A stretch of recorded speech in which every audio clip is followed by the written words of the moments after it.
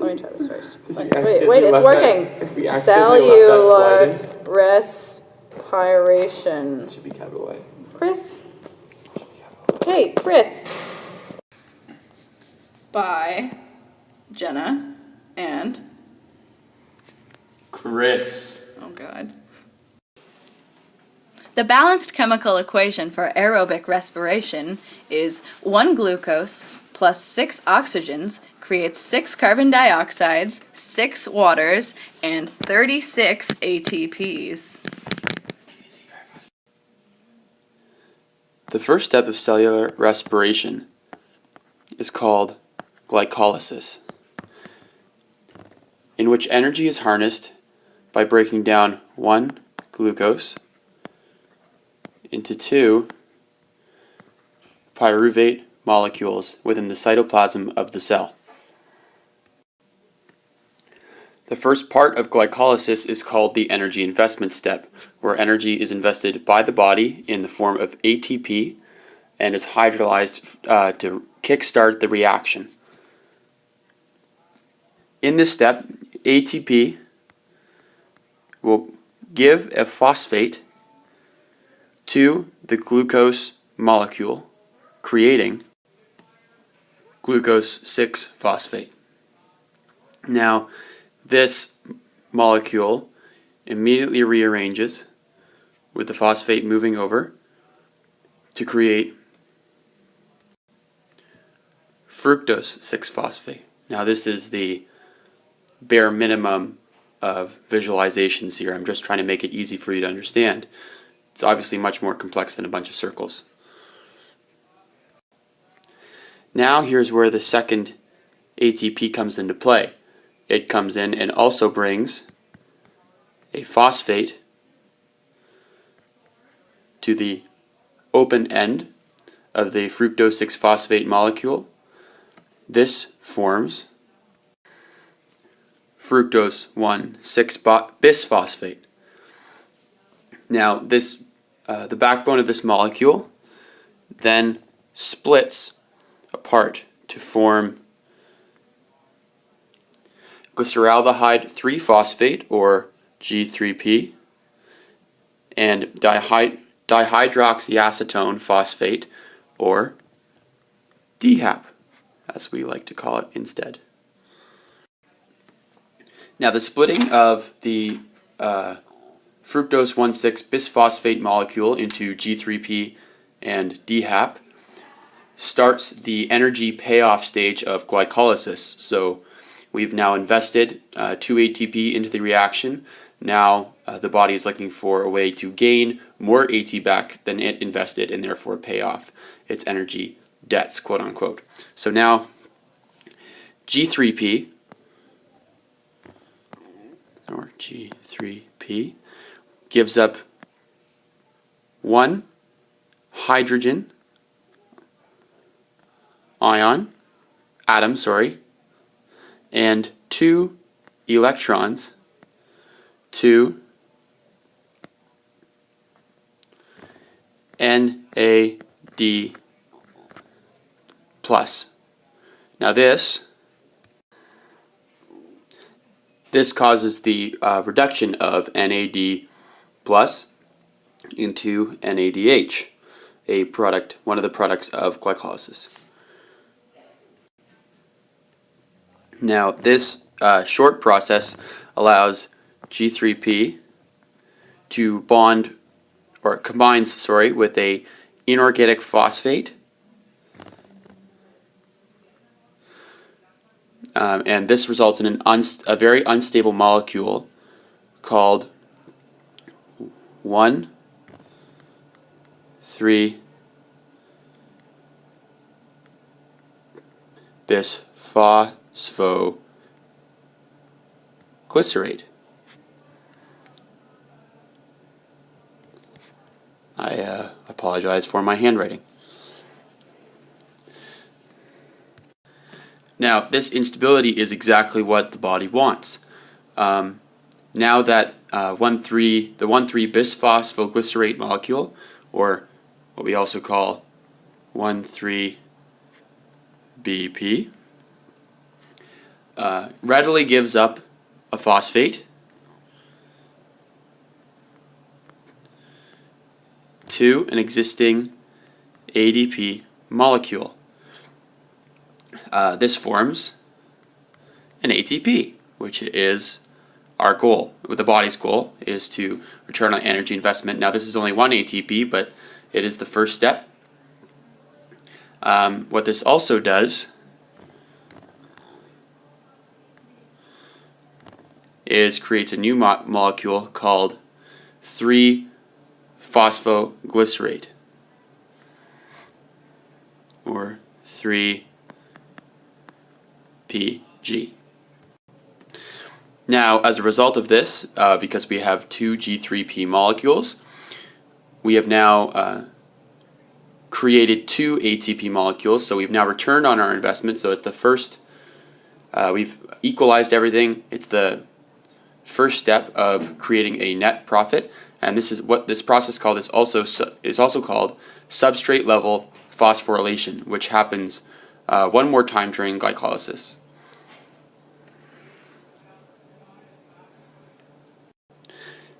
Now, what happens next is our 3-PG molecule with phosphate on the third carbon, hence 3-phosphoglycerate, rearranges to its structurally different isomer of 2-phosphoglycerate, and this is because the phosphate moves from the third carbon to the second carbon.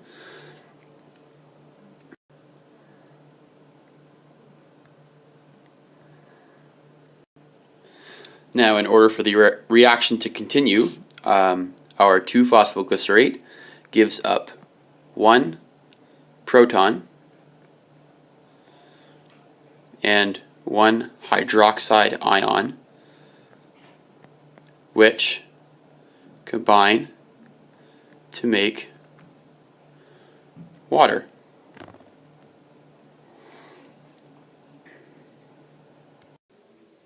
The resulting molecule from the loss of the proton and the hydroxide ion is called phosphenylpyruvate, or what we like to call PEP. Now, our PEP molecule is also very unstable. And again, this instability helps us because it releases enough energy to transfer 1 phosphate to our ADP, which again creates ATP. And because this happens twice, it's happening, there's 2 happening at any given time, so we have 2 PEPs doing this. We create 2 ATP, which gives us 2 more ATP than we had at the beginning, paying off and then giving us even more than what the body invested in terms of energy. So our net energy harnessing is 2 ATP.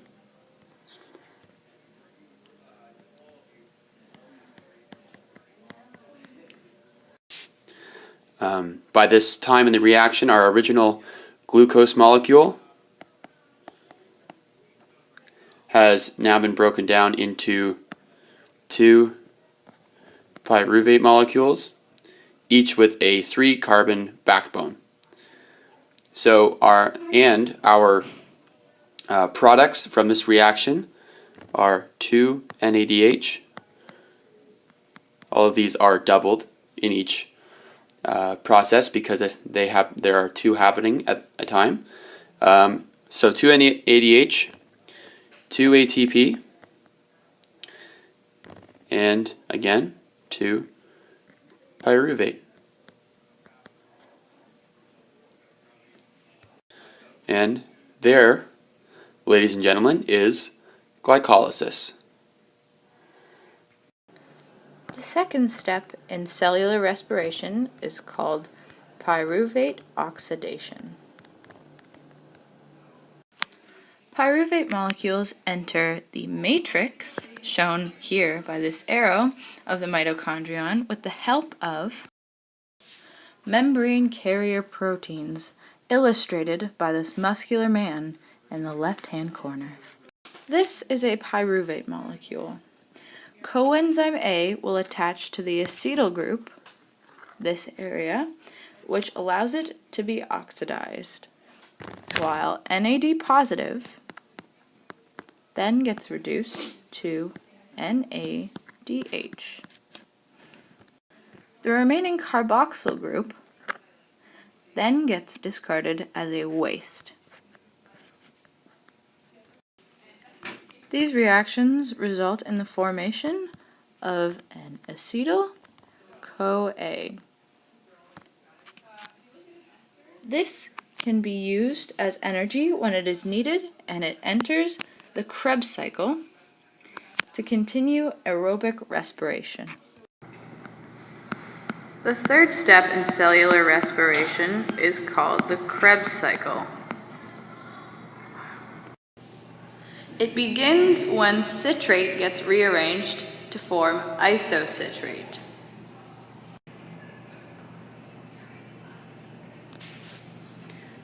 Isocitrate loses a CO2 molecule and NAD positive is reduced to NADH. This allows for the isocitrate molecule to be converted to alpha-ketoglutarate. Alpha-ketoglutarate is converted to succinyl-CoA by losing a CO2 molecule, while again NAD positive is reduced to NADH. Succinyl-CoA is then converted to succinate. By the process of substrate-level phosphorylation, an ADP molecule gains one phosphate to become ATP. Succinate is then converted to fumarate. In this step, two hydrogen atoms reduce FAD to FADH.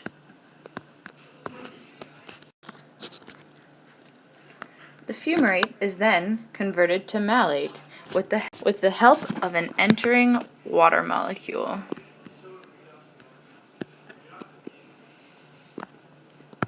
The malate molecule is then converted to oxaloacetate.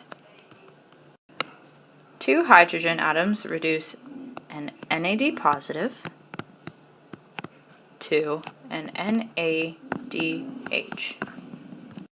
The acetyl group of acetyl-CoA allows oxaloacetate to become citrate, effectively restarting the Krebs cycle. Now, our fourth and final step of cellular respiration is the electron transport chain, or aka ETC. This takes place in the sorry for my rough drawing of a mitochondria, the inner mitochondrial membrane. And the purpose is again to create ATP through oxidative phosphorylation.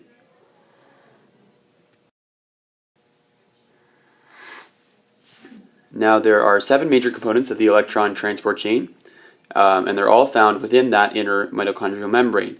The first is called complex 1, and it is NADH dehydrogenase, sorry. Again, forgive my handwriting, I have very big fingers. And the second, complex 2, called succinate, dehydrogenase.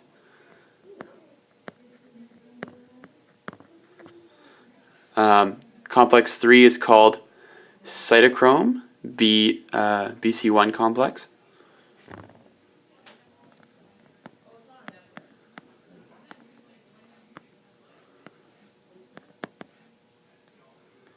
That is a 1. Forgive me. And the final being complex 4 cytochrome oxidase.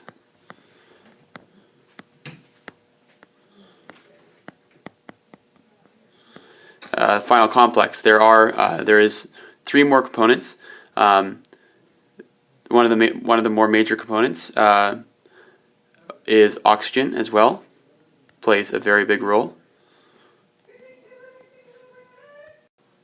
The 2 final major components are our 2 mobile electron carriers, which are ubiquinone, or UQ, and cytochrome C, or what we call cyt C. Now, these complexes are arranged in increasing electronegativity to pull the electrons towards the end of the chain. Now, we'll get more detail into that later, but that's why oxygen is at the end, because it has a very high electronegativity, while complex 1, NADH, dehydrogenase, has the weakest electronegativity of the 4 complexes and oxygen. Here is a rough outline of what the electron transport chain looks like. Here is the inner mitochondrial membrane, and then we have our different complexes, 1 to 4, arranged in terms of increasing electronegativity, and we have our ATP synthase at the very end. Alright, so again, this is a very brief drawing of the electron transport chain, but now we're going to see how it works. So it could start with one of 2 different chemicals, either NADH or FADH2. Now they're 2 very different processes, because if it's NADH, it would only bind to the first complex, NADH hydrogenase, but if it was FADH2, it would bind to the second complex, succinate dehydrogenase.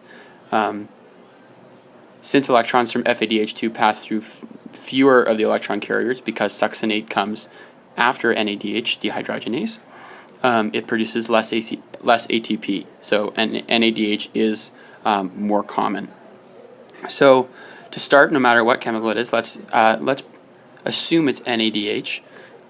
We'll start with NADH, approaches the cell, and gets rid of an oxygen and 2 electrons to make it NAD positive again, which then goes back to glycolysis to be used again in cellular respiration. Okay, so now we have hydrogens and paired with 2 electrons floating through the ETC. But how it happens is the hydrogen will transfuse through the membrane, but all the way through into the inner membrane area. So go right through the membrane into the inner mitochondria, while the electrons stick around and bond to the first complex. So all these hydrogens transfusing through the membrane into the inner membrane space are creating what's called an electrochemical gradient, which will power the ATP synthesis at the end of the chain. Now the electrons, though, because they get left off in the membrane, the body doesn't want them sitting around in that membrane, so what they've arranged the complexes in order from lowest to highest electronegativity to pull them to the other side and then cause them to exit the membrane. Now, because these are NADH electrons, originally, they will not bond to the second complex, the succinate hydrogenase, so they'll be carried by ubiquinone, or UQ, to the next complex, cytochrome BC1. And then our second mobile electron carrier, cyt C, will carry those electrons from cytochrome BC1 to cytochrome oxidase.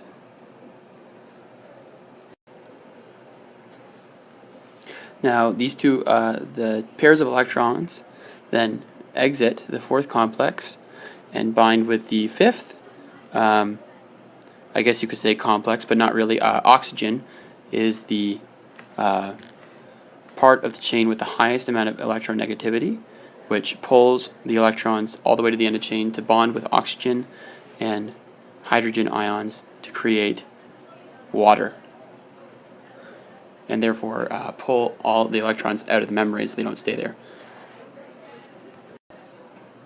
So now all these extra hydrogen ions floating around in the inner membrane space are going to be pushed through the fifth part of the ETC, the ATP synthase at the end of our ETC here. They're going to be pushed through the ATP synthase, and as they come out, with the electrochemical gradient, and this process is called chemiosmosis. The flow of the hydrogen protons provides energy to create a bond between ADP and inorganic phosphates, which are floating by, perfectly timed. So the hydrogen flowing through the ATP synthase creates enough energy with the electrochemical gradient to fuse the ADP and the inorganic phosphate together to form ATP. Now, depending on whether it was FADH2 or NADH coming through, they form different amounts of ADP. So NADH, for every one chemical of NADH, it creates 3 ATP. And for every FADH2, only 2 ATP are made. So after the Krebs cycle, 6 NADH and 2 FADH are created to be processed through the electron transport chain, which gives us a total from the ETC process part of cellular respiration, a total ATP net, I guess, of 18 ATP for NADH and 4 for FADH2, which equals 22.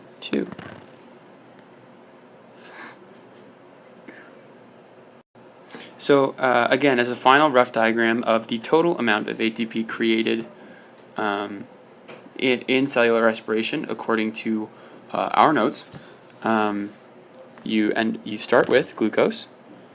I'm going to use letters here to make it easier, which goes through glycolysis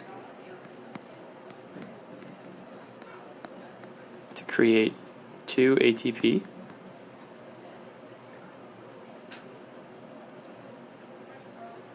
And then with the 2 NADH from that, and converted to 2 FADH2, you get 4 ATP. And then going to pyruvate,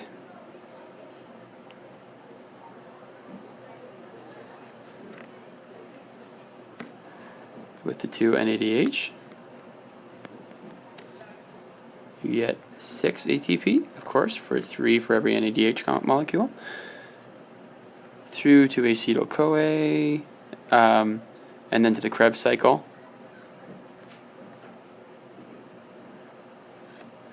We get 2 ATP from there, and then with the results of the Krebs cycle with the NADH, 6 NADH and the 2 FADH2 going through the ETC, whoops, I